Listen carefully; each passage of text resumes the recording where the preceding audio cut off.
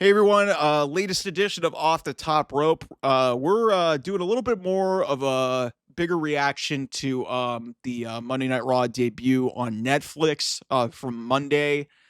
I did a video with some of my storyline, thoughts in terms of I think CM Punk's going to win the Royal Rumble. I think he's going to main event WrestleMania. I think he's going to be a world champion. 2025 is the year of CM Punk. It's the year of redemption for Phil Brooks. So that's the first thing. Moving forward to more of the reaction in the wrestling community to this show in particular. I hinted at it in that video. You could go watch that here on the channel. Um, why is everybody pissed off? Why is everybody pissed off about this show? What you expect was going to happen? I understand that maybe it was represented as a WrestleMania show, but hey, it kind of was. It was appealing more to pop culture, appealing more to casual viewers, trying to lure in a new audience. There's 280 million plus subscribers on Netflix. WWE is trying to tap into that. It's their first impression, and you can only make one first impression. And I'm sorry to the diehards or the hardcore wrestling fans if you were disappointed, because first of all, there actually was some decent, sports entertainment and wrestling on this show. Rhea and Liv was a solid match. Punk and Rollins was great. I mean, heck, Drew and Jay was good for what it was, and of course, Tribal Combat was fucking outstanding. A lot of great storytelling. It was overbooked. It was a quintessential Bloodline match, but it was really entertaining, and it got the crowd off hot to start the show. But why is everybody mad? Because Rock broke character and basically was all buddy buddy with Cody Rhodes and Roman Reigns about everything. Guys, you've got to understand this. The Rock is a real person. He's one of the most famous people in the world. He's got an ego. He's got a persona to represent away from The Rock. So him being the final boss to start off this new Netflix generation wasn't going to look good for him. And honestly, it probably wasn't going to be the right way to go for the crowd and the type of generic audience that you were going to get for this show. I was a little bit thrown off by a lot of the buddy buddy stuff, but I get it. I understand it. And the Rock and also try telling the Rock what to do, because that's a big motherfucker, and I would not want to fuck around with him and just, because he'd probably kick my ass. That's first of all. Secondly, guy's the final boss. The guy's on the board. Guy's one of the most famous people in the world. Nobody's going to tell him what to do. The Rock can do whatever the fuck he wants, okay? And I'm not saying that it was by any means the most perfect show in terms of trying to hit all the right notes, but I understand why WWE played it safe on this show. I didn't have as much of a problem with it. A lot of people were just bitching and moaning. We were promised a WrestleMania. It's no, you weren't.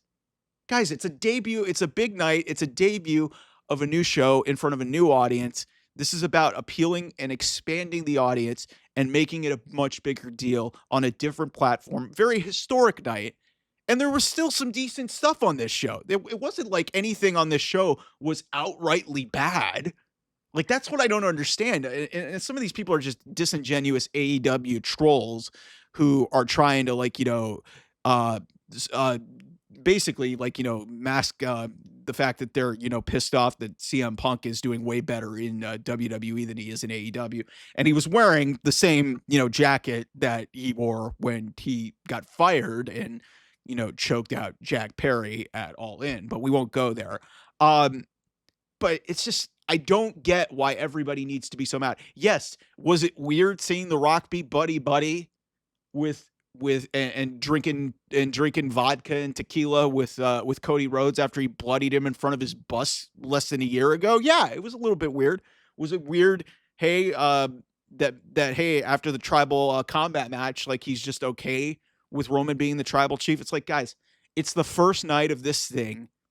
There could be a move or something where maybe Rock turns or something like that. There's more of a storyline plot point. But I think introducing these characters to new audience members or people who are maybe trying to reel back in is the way to go, because then you get more investment in Roman Reigns and what he's going to do down the road, or a CM Punk or whoever, or a Cody Rhodes. Like you can invest in these people, drag them to your show, and then do it.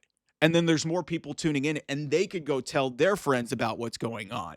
And that's where I think a lot of people are missing the boat on this thing. It's like, I understand why some of the diehards were like a little bit disappointed because they thought more was going to happen. But like I said, Monday night was not about you. It's about the bigger picture and growing this audience. Yeah, some people were getting made fun of and saying, "Yeah, you had the biggest gate because you guys spent the most money on this and for an arena show." It's like, guys, people are enjoying themselves, and it was a cool production. Um, WWE put a lot of time and effort into this, and yes, I'm not gonna get into the economics of all this other stuff. That's kind of a stupid little argument. WWE's making money. They're doing really well.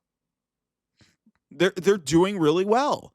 But to act like, this is some sort of deplorable or just heinous action by WWE for putting on this show, the first show that they've had on a new platform historically, is kind of ridiculous. It's just like, why do we have to be mad about everything? It's like there was good stuff on the show. CM Punk gets a win over Seth Rollins. We get WrestleMania level matches on this show. A lot of entertaining stuff. Yeah. Was there some strange moments that happened on this thing? Yeah. But the other thing that you got to realize, and this points to the other thing about The Rock, breaking character, kayfabe's been dead for a long time, guys. Even Triple H was even talking about it was still even talking about it in his press conference after the show. Like, kayfabe's dead. Everybody knows this ain't real, man. Everybody knows this is a television show. So keeping kayfabe, what you saw last night, I think, is Dwayne Johnson, the boss. Dwayne Johnson, the ambassador for WWE, the guy who loves this company, wants to make wrestling cool again. Yes. Will we see the final boss on the road to WrestleMania? Frankly, I don't know.